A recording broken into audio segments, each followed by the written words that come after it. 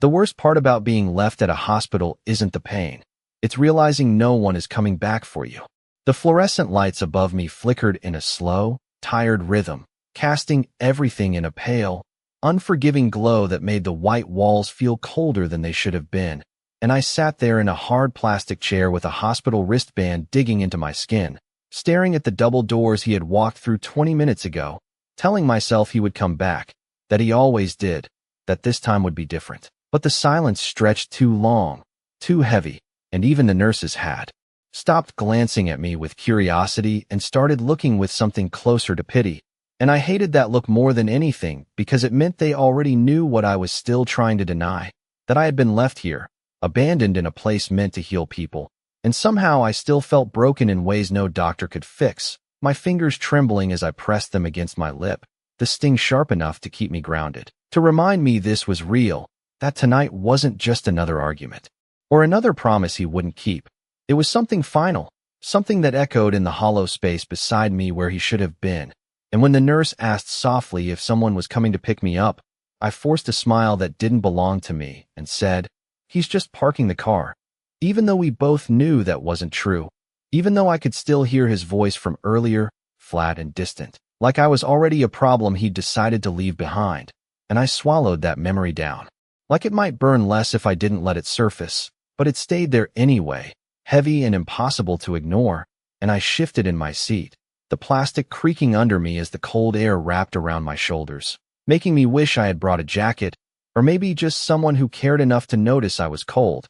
And that thought hit harder than it should have, sharp and unexpected, because it wasn't supposed to be this way. Not after everything, not after all the times I told myself that staying was easier than leaving.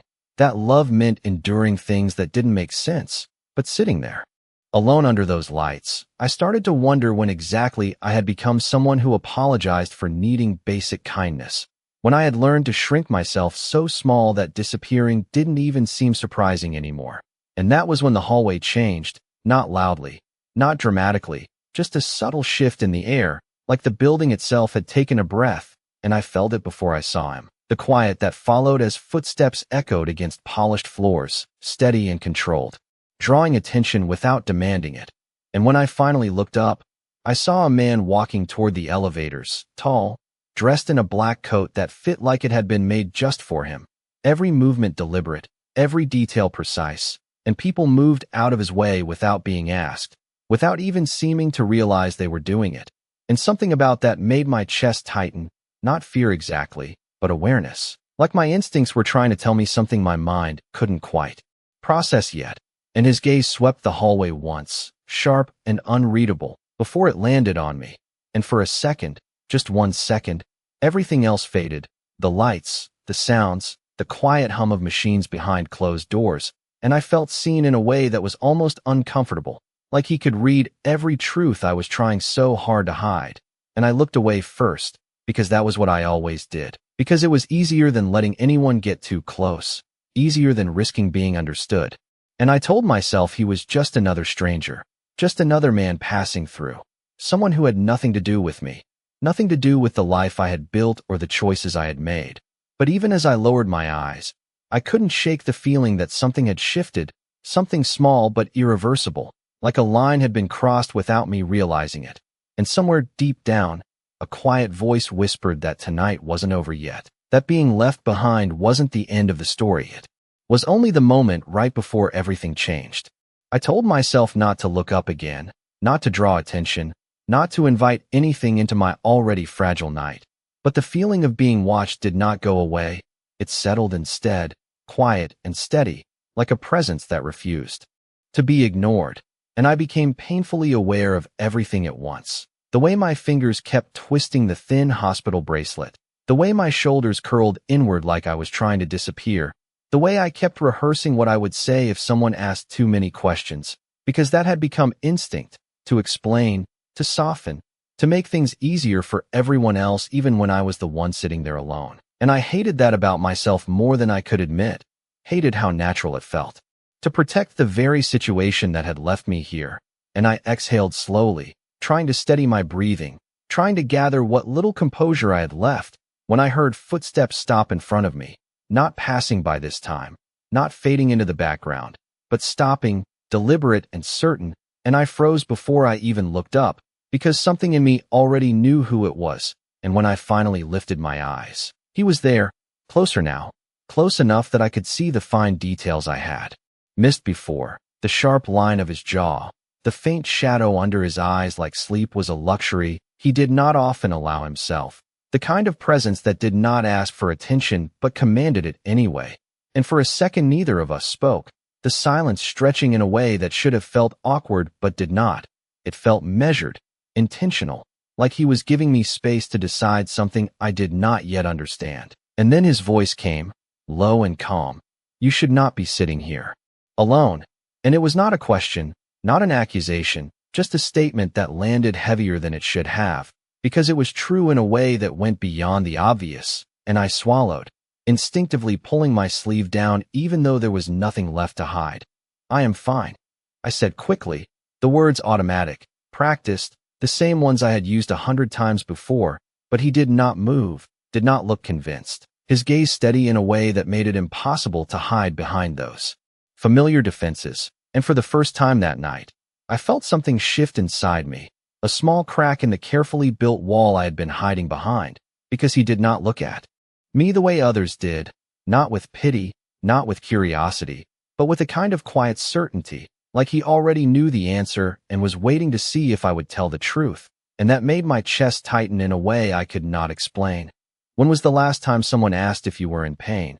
He said, and the question caught me off guard, not because it was complicated, but because it was simple in a way I was not used to, and I opened my mouth to respond, to deflect, to give him something safe and easy, but nothing came out, because I could not remember, not really, not in a way that mattered, and the silence that followed felt different now, heavier, like it carried something unspoken between us, and I looked away first, because holding his gaze felt too exposed, too real, like standing in a light I was not ready for, and I let out a small breath, barely audible.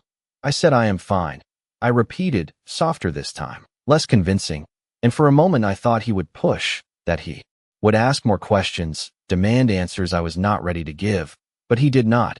Instead, he reached into his coat and placed something on the empty chair beside me, a folded jacket, dark and warm-looking, the kind of simple gesture that should not have meant anything, but it did, because no one had done something like that for me in longer than I could remember, and I hesitated, my fingers hovering just above the fabric, unsure if accepting it meant something more, if it would create a dead eye. Did not know how to repay, because that was how it always worked, kindness with conditions, help that came with expectations, and he seemed to read that hesitation immediately, because his voice came again, just as steady. It is just a jacket.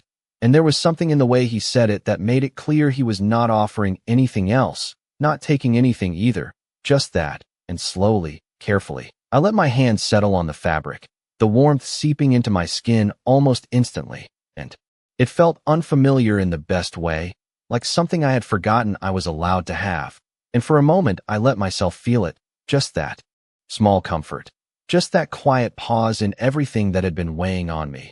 And then the sound of hurried footsteps broke the moment, sharp and familiar, and my body reacted before my mind did, every muscle tightening, my breath catching as I turned toward the entrance. And there he was, Ethan, walking toward me with that same controlled expression he always wore in public, like nothing had happened, like everything was normal. And my grip on the jacket tightened without me realizing it, because suddenly the air felt different again, heavier, charged with something I could not escape.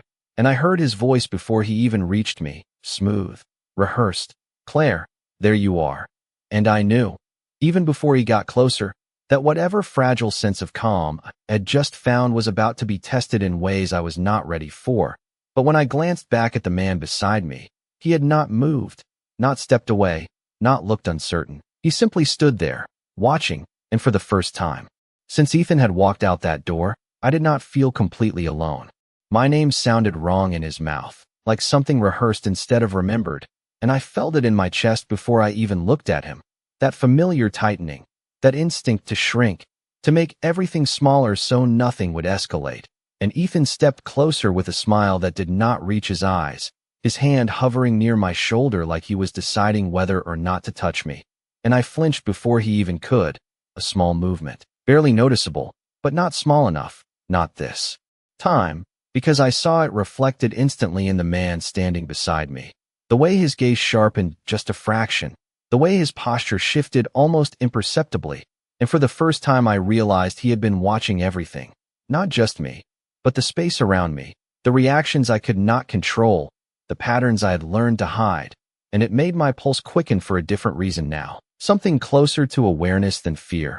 "I was looking for you," Ethan continued, his tone light, casual, like this was a normal night and not one where he had walked away and left me sitting under cold hospital lights. "You should have called me," and I nodded automatically, because that was easier than arguing, easier than saying what was true, that he had been the one who left, that I had been the one waiting, that I had been the one trying to hold everything together while he decided whether or not I was worth coming back for. And I hated how natural that silence felt, how quickly I defaulted to it.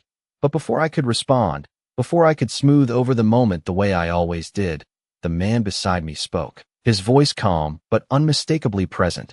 She was not alone, and the words landed between us like something solid, something that could not be ignored, and Ethan's smile faltered just slightly as his attention shifted, really noticing him now, taking in the tailored coat, the quiet authority, the way he did not move out of the way like most people would have, and for a second there was a pause, a calculation, like Ethan was trying to decide how to handle something he had not expected, and I felt it too, that subtle shift in control, the balance tilting in a way I had never experienced before, because usually there was no one else in the room, no one else to interrupt the pattern, but now there was, and it changed everything in ways I could not yet understand. "And you are?" Ethan asked, his tone polite but edged, the kind of politeness that came with an expectation of dominance. But the man did not answer immediately, did not rush to explain himself or justify his presence. He simply looked at Ethan the same way he had looked at me earlier, steady, measured, like he was reading something beneath the surface, and when he finally spoke, his voice carried the same quiet weight. "Someone who noticed what you chose not to." And the air seemed to tighten around us, not louder, not dramatic, just sharper, more defined, and I realized I was holding my breath, waiting for something I could not name, and Ethan let out a small laugh, dismissive, brushing it off like it was nothing, like he could still control the narrative. "I think there has been a misunderstanding," he said, stepping slightly closer to me again, reclaiming space he felt belonged to him. "This is my wife."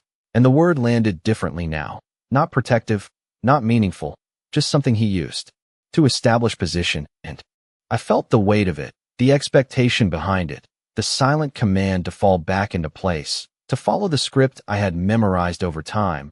But before I could respond, before I could decide which version of myself to be, the man beside me spoke again, quieter this time, but somehow more certain. "Then you should have stayed." And it was not loud, not confrontational, but it cut through everything, through the practiced tone, through the rehearsed concern, through the illusion Ethan had been trying to rebuild. And for the first time that night, I saw something shift in Ethan's expression, something real, something less controlled, and it sent a strange, unfamiliar feeling through me. Not fear, not quite relief, something in between, something that felt like the beginning of a change I had not planned for. And I realized then that this was no longer just about being left at a hospital. It was about being seen, truly seen, in a way that made it impossible to go back to pretending. Nothing was wrong, and as the silence stretched between the three of us, I felt the weight of a choice I had not been ready to make before, but now stood right in front of me, unavoidable, undeniable, and for the first time in a long time, I was not sure I would choose the same way again. I felt the silence stretch tighter between us, like something invisible pulling at every word we had not said, and my heartbeat echoed louder in my ears than anything else in that hallway. Because this was the moment I usually fixed things, the moment I smiled, stepped forward, smoothed everything over before it could turn into something worse, but my feet did not move. And that alone felt like a betrayal of everything I had trained myself to be, and Ethan noticed it immediately, the way his eyes narrowed just slightly, the way his posture shifted as if recalculating, adjusting to a version of me he did not recognize. "Claire," he said again, softer this time, but not kinder, never kinder, just more controlled, like he was reminding me who I was supposed to be. And I swallowed, my fingers tightening around the edge of the jacket still draped across my lap. The warmth grounding me in a way that felt dangerously unfamiliar, because it made it harder to ignore how cold everything else had been. And I knew if I spoke, if I chose the wrong words, the fragile balance in front of me would snap back into something I understood too well, something I had lived inside for far too long.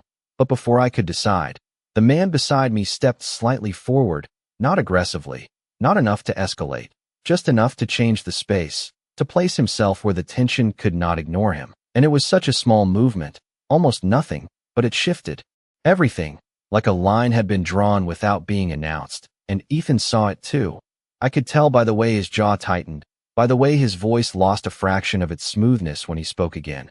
"I think you have done enough," he said, directing it at the man. But his eyes flicked to me, checking, measuring, expecting me to agree, to back him up, to restore the order he was comfortable with. And for a second, the habit pulled at me, that instinct to nod, to say yes, to make it easier, to make this disappear. But something stopped me, something small but steady, and I realized it was not courage, not yet, just awareness, the kind that made it impossible to pretend anymore. And the man beside me did not react the way I expected. He did not argue, did not raise his voice, did not even look offended.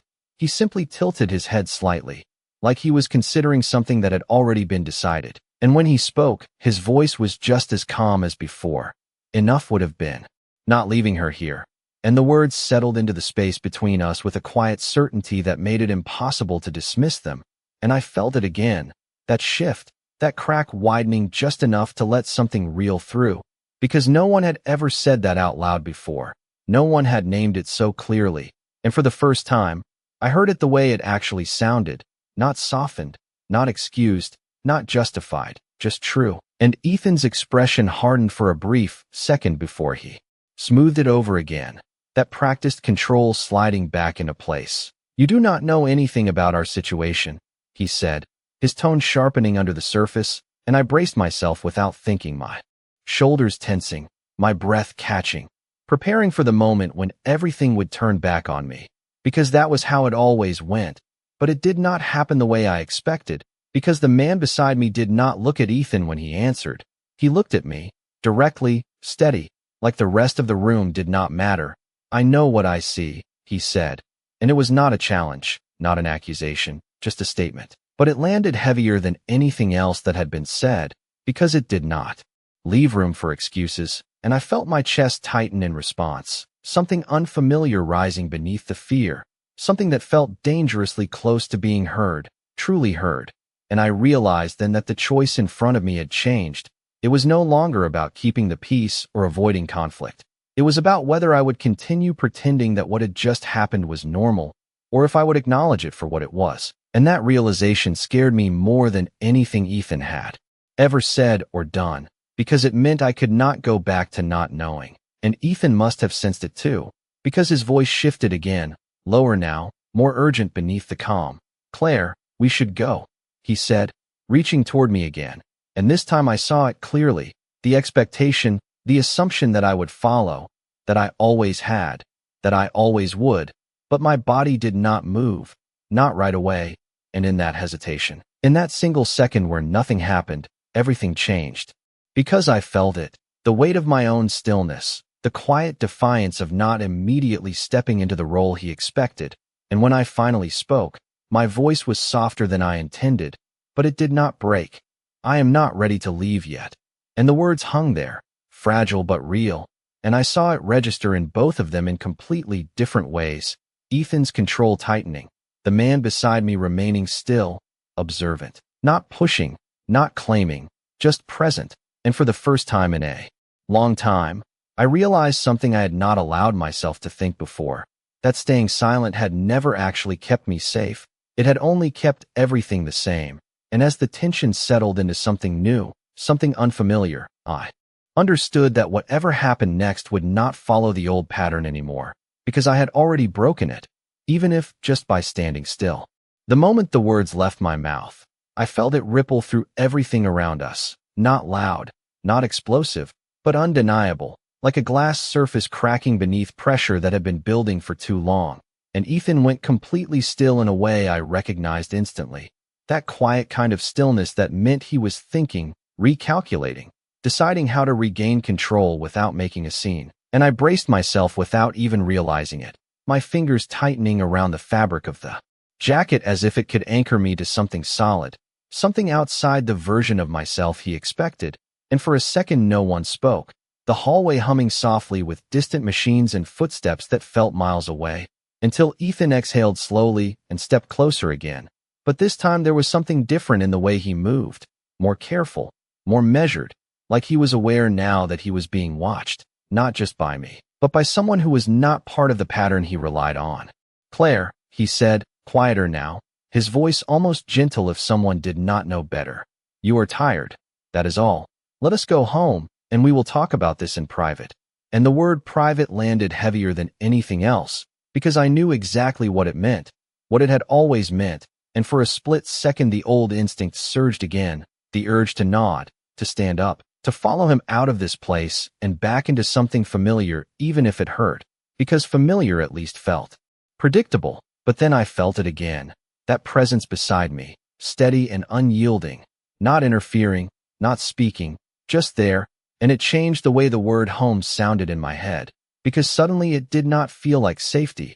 It felt like a question, one I had never allowed myself to ask before, and I realized I was breathing differently now, slower, more deliberate, like my body was catching up to something my mind had not fully accepted yet. And when I looked at Ethan again, really looked at him, I noticed details I usually ignored, the impatience just beneath his calm, the way his eyes flicked briefly toward the man beside me before returning to me, checking, assessing, trying to understand why I was not responding the way I always did. And it was in that moment I understood something I had missed for years, that his control depended on my silence, on my willingness to smooth things over, to make everything easier for him. And the second I stopped doing that, even just a little, the balance shifted in ways he could not immediately fix. And that realization did not make me feel powerful, not yet, but it made me aware, and awareness felt like the first real step out of something I had been stuck in for too long. I said, "I am not ready." I repeated, my voice steadier this time, not loud, not confrontational, but clear enough that it could not be mistaken, and Ethan's jaw tightened just slightly, the smallest crack in the composure he had been holding on to, and for a moment I thought he would push harder, that he would raise his voice or try to force the situation back into something he understood, but instead he smiled again, that same controlled expression slipping back into place like a mask he had worn so many times it no longer required effort. "You are embarrassed," he said lightly, as if explaining me to the room. "That is all this is. You do not need to make a scene." And I felt the words land, felt the familiar pressure of being minimized, reduced, turned into something easier to dismiss. And for a second it almost worked, almost pulled me back into the role I knew so well. But then, the man beside me shifted again, just slightly, enough to remind me he was still there, still watching. And I realized something that surprised me more than anything else. He was not stepping in to save me. He was not speaking over me or taking control of the situation. He was giving me space, space I had never had before, and it was terrifying because it meant the next move was mine, not his, not Ethan's, mine. And I had no idea what to do with that kind of freedom, but I knew I could not go back to pretending, not after everything that had been said, not after the way the truth had been laid out so simply. And I let out a slow breath, my fingers loosening slightly as I held onto the jacket, grounding myself in something real, something present. "I am not embarrassed," I said quietly, meeting Ethan's gaze in a way I had avoided for years. "I am just done pretending that everything is fine." And the words felt heavier than anything I had said all night. Heavier because they were true, because they could not be taken back, and I saw it hit him, not in a dramatic way, not in anger or shock, but in the way his expression went still. Again, this time not calculated, not controlled, just momentarily uncertain, like he had lost track of the script he expected me to follow. And in that silence, in that brief moment where nothing was certain anymore, I realized something else, something that settled deep in my chest with a quiet, undeniable weight, that this night was no longer about being left behind. It was about whether I would keep leaving myself behind too, and for the first time, I was not sure I would. For a second, everything felt too quiet, like the world had paused just to see what I would do next, and I could feel my own heartbeat in my throat, uneven, unfamiliar, because I was not used to hearing my own voice carry weight. Not like that. Not in a way that could not be softened or dismissed, and Ethan stared at me like he was trying to decide if this version of me was real or just a temporary reaction he could outwait. And I almost wanted to look away, almost wanted to take it back just to make the tension stop pressing in on all sides. But I did not. I held his gaze, even as my fingers trembled slightly against the fabric in my lap, and I realized that fear had not disappeared. It was still there, just no longer in control, and that difference, small as it was, felt like standing on the edge of something I could not step back from. "You are overreacting," Ethan said finally, his voice low, controlled again. But there was a tightness underneath it now, something less certain. "You always do this when you are stressed. You make things bigger than they are." And I recognized the pattern immediately, the way he reframed everything, the way he reduced what I felt into something temporary, something irrational, something that could be dismissed if he said it calmly enough. And for years that had worked. It had made me question myself, second-guess my own memory, my own reactions, until I could not tell where the truth ended and his version began. But standing there now, with the silence still hanging between us and the weight of my own words still echoing in my chest, it did not land the same way. It felt thinner, easier to see through, and I realized something that both steadied and unsettled me at the same time. That once you recognize a pattern, it stops having the same power over you. And I inhaled slowly, grounding myself in that thought, in the feeling of the jacket still warm against my skin, in the presence beside me that had not moved, had not interfered, had simply remained. And I understood that this moment was still mine, that no one was going to take it from me unless I gave it away. And that realization was as frightening as it was freeing.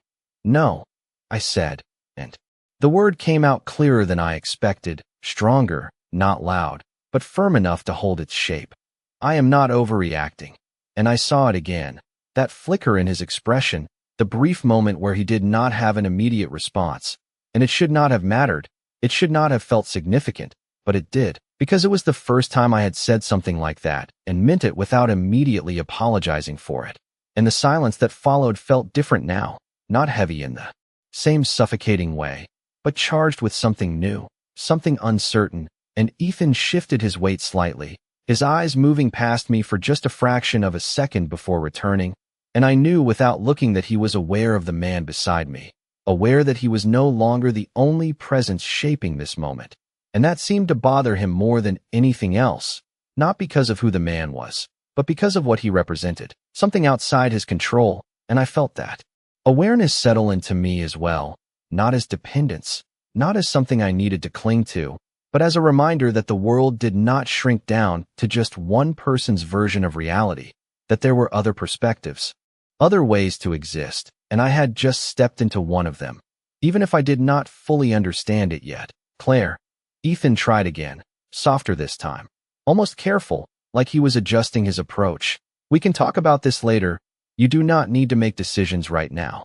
And the words were reasonable on the surface, gentle even, but I heard what was underneath, the delay, the attempt to move this out of the open and back into a space where things could be reshaped, redefined, controlled again.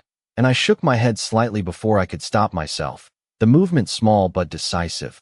"That is the problem," I said quietly. "It is always later."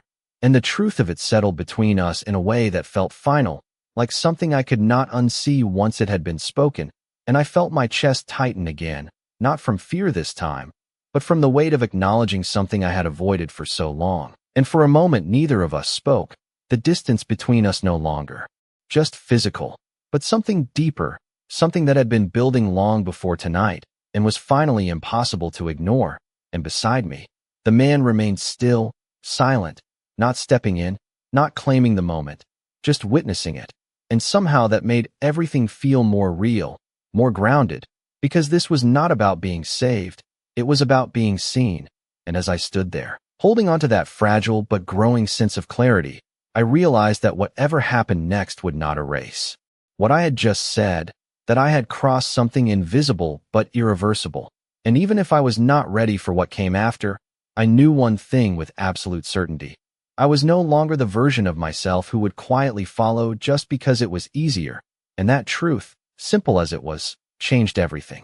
The silence did not break all at once. It shifted slowly, like something heavy being moved inch by inch, and I could feel it in the way Ethan's expression settled into something colder, more distant, like he had stepped back internally even though he had not moved an inch, and that scared me more than if he had reacted loudly, because this was the version of him that calculated, the version that did not rush, that waited, that found ways to regain control without making it obvious. And I felt my chest tighten as I recognized it, that familiar warning rising in the back of my mind, telling me to stop, to fix this before it went too far.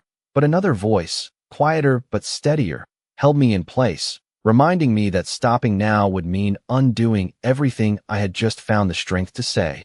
And I stayed where I was, even as my fingers curled tighter into the fabric in my hands, grounding myself in something real, something that belonged to this moment and not the past. And Ethan exhaled slowly, his gaze shifting briefly toward the man beside me again. And this time there was no attempt to hide the assessment, the silent question of who he was, what he represented, why he had not stepped aside like anyone else would have. And when he spoke again, his voice was smoother, almost polite, but there was a sharper edge beneath it now. "I think it would be best if we handled this privately," he said, directing the words toward the man, but still keeping his focus on me, as if I was the one who needed to comply. And for a moment, I felt the weight of that expectation again, the pull of old habits, the instinct to agree just to end the tension. But I did not speak, I did not move, and beside me, the man finally shifted, not stepping forward, not closing the distance, just turning slightly, enough to face Ethan fully. And there was something about that movement, that quiet acknowledgement, that made the air feel different, more defined, like whatever came next would not be dismissed or redirected. And when he spoke, his voice carried that same calm authority that had unsettled me from the beginning. "If she wanted this to be private, she would have left with you." And the words were simple, almost effortless, but they landed with a weight that made it impossible to ignore what had already happened, what I had already chosen. And I felt it settle inside me, that confirmation, that quiet validation that I was not imagining this, that my hesitation, my refusal to move, it meant something. And Ethan's expression tightened again, just slightly, the control slipping for a fraction of a second before returning, but this time it felt thinner, more fragile, like it required effort to maintain. "You are overstepping," he said, the politeness fading just enough to reveal the irritation underneath, and I held my breath without realizing it, waiting for the tension to rise, for something to break. But it did not, because the man did not react the way I expected. He did not argue, did not escalate. He simply looked at Ethan with a steady, unreadable gaze. And when he spoke again, his tone did not change. "No," he said quietly, "I am staying exactly where she needs me to be." And something in my chest shifted at those words, not because of what they implied, not because of any claim, but because of what they did not do. They did not take control away from me. They did not decide anything for me. They simply acknowledged that this moment, this space, belonged to my choice, and I felt it, that fragile sense of grounding strengthening just a little more, enough to steady the tremor in my hands, enough to let me breathe without feeling like I was about to lose something I had just begun to understand. And Ethan noticed it too. I could see it in the way his eyes narrowed slightly, the way his attention sharpened as if he was seeing me differently now, not as someone predictable, not as someone he could easily guide back into place, but as something uncertain, something he could not immediately control, and that uncertainty seemed to unsettle him more than anything else. And for the first time, I realized that control was not just something he used. It was something he depended on, something that defined how he navigated everything, and without it, even for a moment, he did not know what to do next. And that realization did not make me feel powerful, but it made me aware in a way I could not ignore, and the awareness settled into me like a quiet, steady weight, something I could hold on to as the tension continued to stretch between us. And I knew then that whatever happened next would not be about going back to how things were, because that version of me had already begun to disappear, replaced by someone who was still uncertain, still afraid, but no longer willing to pretend that silence was the same as peace. And as I stood there, caught between what I had been and what I was becoming, I understood that this moment was not just a confrontation, it was a turning point, and there was no way to step back from it now. The air between them did not break. It thickened, like something unseen had settled into place and refused to move, and I stood there in the middle of it, aware of every breath, every shift, every second stretching longer than it should, because this was no longer just about words, it was about space, about who held it and who refused to give it up, and Ethan was not used to losing that ground. I could see it in the way his shoulders squared just slightly, the way his voice, when he spoke again, carried less patience and more intent. "Claire, this has gone far enough," he said, not loud, but firmer, like he was drawing a boundary he expected me to step back behind, and for a second the weight of that expectation pressed against me again, familiar and heavy, pulling at the part of me that wanted this to end, that wanted the hallway to go quiet again, to return to something predictable, even if it meant shrinking back into the version of myself I knew too well. But the silence beside me did not move, did not retreat, and that steadiness held me in place more than anything else. And I realized something I had not before, that control was not always about force. Sometimes it was about presence, about refusing to disappear, and that realization settled into me with a quiet clarity that made it harder to step back. "It is enough," I said softly, surprising myself with how steady my voice sounded, even as my hands still trembled slightly, and Ethan's eyes snapped back to mine, sharper now, searching for something that was no longer there, something he had relied on for so long that he did not know how to adjust without it. And for the first time, I saw uncertainty in him, not dramatic, not obvious, but real enough to register, and it shifted something deep inside me, not into confidence, not yet, but into awareness that I was no longer as easy to guide as I had been before, and that mattered more than I could fully process. "You are letting a stranger interfere in something that does not concern him," Ethan continued, his tone tightening just enough to reveal the pressure underneath. And the words should have worked. They should have made me pull back, made me question the situation, but they did not land the same way anymore, because I understood now that this was not about interference. It was about exposure, about something being seen that had always been kept hidden. And I felt my grip on the jacket loosen slightly as I straightened just a little, not stepping forward, not confronting, just not shrinking. And that small change seemed to echo louder than anything I could have said. And beside me, the man shifted his gaze briefly toward me, not questioning, not directing, just acknowledging. And then back to Ethan, his voice as calm as it had been from the start. "It concerns anyone who recognizes when someone is being dismissed instead of heard." And the words did not carry anger, did not need to. They carried something heavier, something that made it impossible to pretend this was just a misunderstanding, and I felt it settle into me. That simple distinction, dismissed instead of heard, and it echoed in ways I had not expected, because it named something I had felt for years but never fully articulated. And Ethan exhaled sharply through his nose, the composure cracking just enough to reveal irritation that he could not completely hide anymore. "You are making assumptions," he said, but it sounded thinner now, less certain, like even he knew. The words were losing their effect, and I realized then that this was not just about me changing. It was about him losing the version of me he depended on, and that loss created a space neither of us fully understood yet, and it scared me, more than anything else had so far, because stepping out of something familiar meant stepping into something unknown, and I did not know what that would look like, what it would cost, what it would mean for everything I had built my life around. But I also knew, with a quiet certainty that had been growing since the moment I spoke my first honest word, that I could not go back, not completely, not after seeing this clearly. And that realization settled into my chest like something solid, something I could hold on to even as uncertainty pressed in from every side. And Ethan saw it. I knew he did, in the way his gaze lingered on me a second longer than usual, searching for a reaction that did not come, waiting for me to fold in a way I no longer did. And the silence stretched again, but this time it felt different, not suffocating, not trapping, but open, like something had shifted just enough to let air in.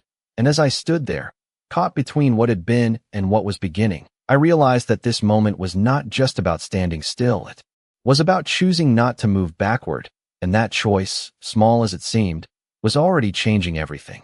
I felt the moment stretch into something sharper, more defined, like the air itself had drawn a line that none of us could pretend was not there, and for the first time since this night began, I realized that it was no longer just about what had happened before, it was about what would happen next, and that realization settled into my chest with a quiet, steady weight that made it impossible to retreat into uncertainty the way I used to. And Ethan must have felt it too, because the way he looked at me changed again, not softer, not kinder, but more focused, like he was finally recognizing that this was not something he could simply talk his way out of, not in the way he always had. And his voice, when he spoke, carried less patience now, more calculation. "You are making a mistake," he said, each word placed carefully, deliberately, like he was trying to guide me back without pushing too hard. And I felt the old reaction rise again, the instinct to second-guess myself, to wonder if maybe he was right, if maybe this was just a moment of exhaustion, a reaction to stress, something that would feel different in the morning. But then I remembered the way the hallway had felt when I was sitting there alone, the silence, the absence, the weight of waiting for someone who had already decided not to come back. And that memory grounded me more than anything else, because it was not imagined, it was not exaggerated, it was real, and I could not unfeel it now that I had allowed myself to acknowledge it. "No," I said quietly, and the word felt steadier than before, less like a question, more like an answer I was finally willing to stand behind. And Ethan's expression tightened again, the calm slipping just enough to reveal the frustration underneath. And for a second I saw it clearly, not just the control he tried to maintain, but the effort it took to keep it in place, the way it depended on everything around him staying predictable, staying manageable. And I realized that what unsettled him most was not the presence of the man beside me. It was the fact that I was no longer behaving the way he expected, and that awareness shifted something inside me, something small but undeniable, because it meant that this change was not external, it was not something being done to me, it was something happening within me, something I was choosing, even if I was still afraid of where it might lead. And beside me, the man remained still, silent, not stepping in, not taking over. And I understood now that this was intentional, that he was not here to replace one form of control with another. He was here to ensure that I had space to make my own decision. And that realization settled into me like a quiet reassurance, not loud, not overwhelming, just present. And I took a slow breath, letting it steady me before I spoke again. "You left me here," I said, the words simple, direct, and for a moment they felt heavier than anything else I had said, because they were not softened, not explained away, just stated as they were. And Ethan's reaction was immediate, not explosive, but sharp. "I came back," he said quickly, as if that erased everything that had happened before, as if returning now changed what had already been done. And I felt the difference in how I received those words, because before, I would have accepted that, would have let it smooth over the gap. But now I could see it clearly, the way it skipped over the truth, the way it avoided the part that mattered. And I shook my head slightly, the movement small but certain. "After you decided I was worth coming back for," I replied, and the silence that followed felt different again, deeper, more real, because it held something neither of us could ignore anymore. And I saw it in his eyes, that brief flicker of something unguarded, not regret, not exactly, but recognition, like he understood that I had seen something he could not take back. And for a moment neither of us spoke, the distance between us no longer just physical, but something defined by everything that had finally been said out loud. And beside me, the man shifted his weight slightly, not stepping forward, not interrupting, just remaining present in a way that grounded the moment instead of escalating it. And I realized then that this was not about confrontation in the way I had always feared. It was about clarity, about seeing something as it truly was instead of as I had been told it was. And that clarity, as uncomfortable as it felt, was also freeing in a way I had not expected, because it meant I was no longer trapped inside a version of reality that did not fully belong to me. And as I stood there, holding on to that realization, I understood that whatever came next would not undo what had already shifted, that something fundamental had changed in the way I saw myself, the way I saw him, and the way I understood the space between us. And even though I did not yet know what I would do with that change, I knew one thing with absolute certainty: I would not ignore it anymore. The truth did not fade after I said it. It stayed there, suspended between us like something solid that could not be reshaped or softened. And I could see it in the way Ethan looked at me now. Not just frustrated, not just controlled, but unsettled in a way I had never seen before. Like he was trying to find the version of me that used to stand in front of him and realizing she was not there anymore. And that realization seemed to create a pause he did not know how to fill. And for the first time since he had walked back into that hallway, he did not speak immediately. He just watched me, searching, measuring, waiting for something to shift back into place, but nothing did. And I felt it too. That unfamiliar stillness inside me. Not calm exactly, but steady enough to hold my ground without collapsing into the patterns I had relied on for so long. And I became aware of everything at once again: the distant sound of a cart rolling somewhere down the hall, the low murmur of voices behind closed doors, the faint scent of antiseptic in the air, and beneath all of it, the quiet presence beside me that had not changed, had not moved, had simply remained. And that consistency grounded me more than I expected, because it reminded me that this moment was not unstable. It was just new, and new felt dangerous only because I had never allowed myself to stand in it before. "You are tired," Ethan said finally, his voice lower now, almost careful again, like he was adjusting his approach once more, trying to find the angle that would work. "You have had a long night. You are not thinking clearly." And I heard it for what it was this time. Not concern, not care, but an attempt to redefine the situation in a way that made my reaction temporary, dismissible. And I felt a small shift in my chest. Not sharp, not painful, just clear, like a line being drawn where there had only been blurred edges before. And I shook my head slowly, not out of defiance, but out of certainty. "I am thinking more clearly than I have in a long time," I said, and the words settled into the space with a quiet weight that surprised even me. Because they were not driven by emotion alone, they were grounded in something deeper, something that had been building for longer than I had realized. And Ethan's expression tightened again, the patience wearing thinner with each response that did not follow his expectations. And I could see the calculation returning, the way he was trying to decide what would work now that the usual approach had failed. And for a moment, I wondered what he saw when he looked at me, what version of me he was trying to find, and whether he understood that it was not there anymore, that something had shifted in a way neither of us could undo. And beside me, the man finally spoke again, his voice cutting through the tension not by raising it, but by anchoring it. "She has been clear," he said, and the simplicity of the statement made it impossible to twist or reinterpret, and I felt it land inside me. That quiet reinforcement, not controlling, not directing, just acknowledging, and it steadied me in a way I did not expect, because it did not take the moment away from me. It held it in place so it could not be reshaped into something else. And Ethan exhaled sharply, the control slipping further now, replaced by something closer to irritation that he could no longer fully hide. "This does not concern you," he said, more directly this time, the edge in his voice more visible, and the man did not react the way most people would. He did not step back, did not argue. He simply met Ethan's gaze with the same calm presence. "It concerns her," he replied, and the emphasis was subtle but undeniable, shifting the focus back to where it belonged.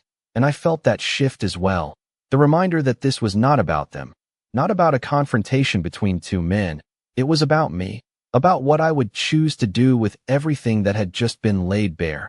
And that realization settled into me with a quiet intensity, because it meant I could not disappear into the background of this moment. I could not let it be decided around me. I had to stand in it, even if I was still afraid. And I took a slow breath, letting it steady me as I looked at Ethan again, really looked at him without the filter I had relied on for so long. And I saw him differently now, not as someone I needed to accommodate, not as someone whose reactions defined my own, but as someone separate from me. Someone whose choices did not have to dictate mine. And that distance, emotional more than physical, felt unfamiliar but necessary. And I realized then that this was the moment where everything would either hold or fall back into what it had been. And I knew, with a certainty that surprised me, that I could not go back, not after seeing this clearly, not after feeling what it was like to stand without immediately folding. And as the silence stretched again, heavier now, but no longer suffocating. I understood that whatever happened next would not erase this, that I had already stepped into something new, something uncertain, but something real, and for the first time in a long time, I was not just reacting, I was choosing. The choice did not feel loud or dramatic. It felt quiet, almost fragile, like something that could still break if I moved too fast, and I stood there holding on to it, aware of how easily I could slip back into what I knew, how familiar it would be to nod, to apologize, to smooth everything over until this moment became something I could pretend never happened. But the thought of doing that felt heavier now, like putting something back in place that I had already seen was broken, and I could not ignore that anymore. Not after everything that had been said, not after the way the truth had settled into me with a clarity I could not unfeel, and Ethan was still watching me, waiting, his patience thinning in ways he was trying to hide. But I could see it now. The way his control depended on my response, on my willingness to return to the role he understood. And when that response did not come, when I remained still, it created a space he could not immediately fill, and that unsettled him more than anything else. "Claire," he said again, and this time there was something different in his voice, not softer, not kinder, but more direct, like he had decided to stop adjusting and simply assert what he expected. "We are leaving." And the words landed with a weight that would have once moved me without question, would have triggered that automatic compliance I had built over time. But now they felt different, not commanding, not absolute, just words. And I realized that something fundamental had shifted in the way I heard him, in the way I understood the space between us. And I felt my breath steady as I held on to that realization, because it meant I had more control than I had ever allowed myself to believe, even if I did not yet know how to fully use it. "No," I said, and this time the word did not tremble, it did not hesitate. It stood on its own, clear and unambiguous, and the silence that followed felt sharper than anything before, because there was no misunderstanding left, no room to reinterpret what I had just said, and Ethan's expression hardened, the calm finally cracking in a way that revealed something closer to frustration, something less controlled, and for a second I braced myself, expecting the tension to escalate, expecting the moment to shift into something I recognized, something I knew how to navigate. But it did not happen the way I thought it would, because instead of pushing forward, he stopped, completely still, his gaze fixed on me in a way that felt different from before, not searching, not calculating, just still. And I realized then that this was unfamiliar for him too, that he did not know how to respond to this version of me any more than I knew how to be her. And that realization changed something in the air, not removing the tension, but reshaping it into something quieter, more uncertain, and beside me, the man shifted slightly, just enough to remind me he was still there, still present, and I felt that steady presence like a quiet anchor, not pulling me in any direction, just keeping me from drifting back into something I had already begun to leave behind. And I took a slow breath, letting it fill the space between what I had been and what I was becoming. And I realized that this moment was not about proving anything, not about winning or losing. It was about standing still and not giving up the ground I had finally claimed, even if I did not yet know what came next. And Ethan exhaled slowly, the tension in his posture shifting into something more controlled again, but different this time, less certain, less absolute. And when he spoke, his voice was lower, more measured. "You think this changes anything?" he said, not quite a question, not quite a statement, but something in between, and I felt the weight of those words settle into me, because they pointed to something real, something I had not fully faced yet.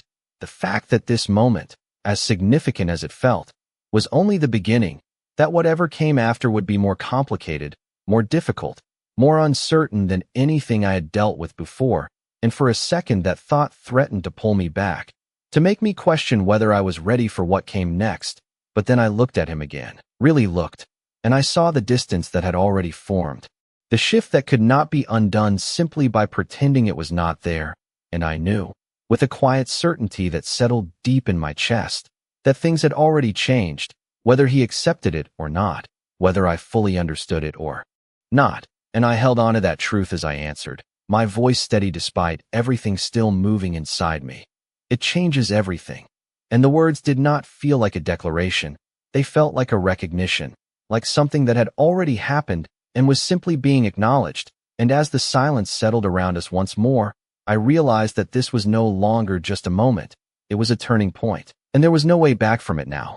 The words did not echo. They settled, heavy and undeniable, and I could feel them linger in the space between us like something that could not be taken back or reshaped into something easier. And Ethan did not respond right away. Not this time. He just stood there, his gaze fixed on me with a stillness that felt different from before, not calculated, not controlled, but something closer to realization, like he was finally seeing the distance that had formed and understanding that it was not. Something he could close with a few carefully chosen words. And for a moment, neither of us moved, the hallway stretching out around us in that same quiet hum. But it no longer felt the same. It felt sharper, more defined, like everything had shifted just enough to make the truth impossible to ignore. And I became aware of my own breathing again, steady but deeper now, like my body was adjusting to something new, something unfamiliar but no longer entirely overwhelming. And I realized that the fear I had been carrying all night had changed shape. It was still there, still present, but it was no longer the thing guiding me. It was something I could feel without immediately reacting to. And that difference, small as it seemed, gave me just enough space to think, to stand in this moment without trying to escape it. And Ethan finally exhaled, a slow breath that seemed to carry more weight than before. And when he spoke again, his voice was quieter, stripped of the edge it had held. Earlier, "You are serious," he said. And it was not a question, not exactly. More like an acknowledgement of something he had not fully believed until now. And I felt that land inside me, because it meant he understood, not everything, not the full depth of what had shifted, but enough to recognize that this was not something temporary, not something that would fade once the night was over. And I nodded slightly, the movement simple but certain, because there was no reason to soften it anymore, no reason to pretend this was anything less than what it was. And the silence that followed felt different again, not heavy in the same suffocating way, not sharp with tension, but quiet in a way that felt almost final, like something had reached its natural end without needing to be forced. And I saw it in the way Ethan's posture changed, not collapsing, not defeated, just still, like he was stepping back internally even if he had not physically moved. And for the first time, I did not feel the urge to close that distance, to fix what had been broken, because I understood now that it was not mine to fix, not in the way I had always believed. And that realization settled into me with a quiet clarity that felt both unsettling and grounding at the same time. And beside me, the man shifted slightly, not stepping forward, not taking control of the moment, just remaining present in a way that continued to anchor everything without overwhelming it. And I realized then that his presence had never been about replacing anything. It had been about creating space for me to see clearly, to speak honestly, to stand without immediately folding under pressure. And that space had changed everything in ways I was only beginning to understand. And Ethan looked at me one more time, his expression unreadable now, the familiar patterns no longer fitting over what had just happened. And for a second I wondered what he saw, what he understood, what he would take from this moment. But I did not ask, because I knew it no longer defined what I would do next. And that was the difference, the thing that had shifted more than anything else. And he gave a small nod, almost imperceptible, before stepping back. The movement quiet but significant, because it was the first time he had done so without being prompted, without trying to reclaim the space immediately after. And I watched him turn, watched him walk away down the same hallway he had left through earlier. But this time it felt different, not like abandonment, not like something being taken from me, but like something being released, something I no longer needed to hold on to just because it was familiar.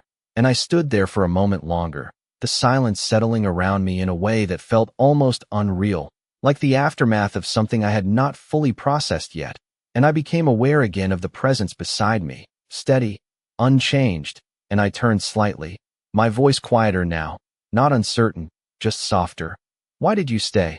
I asked. The question simple, but carrying everything I did not yet understand. And he looked at me for a moment before answering, his gaze steady but not overwhelming. "Because you did not need someone to speak for you," he said, his voice calm, measured. "You needed someone who would not leave while you found your own voice." and the words settled into me with a weight that felt different from anything else that had been said that night. Not sharp, not heavy, but grounding, like something that would stay with me long after this moment ended. And I realized then that this was not just about what I had walked away from. It was about what I had stepped into, something uncertain, something unfamiliar, but something real. And as I stood there in that quiet hallway, I understood that this was not the end of anything. It was the beginning of something I had never allowed myself to have before, the chance to choose what came next. The hallway felt quieter than it had all night, but not empty, not hollow, just still in a way that gave everything space to settle.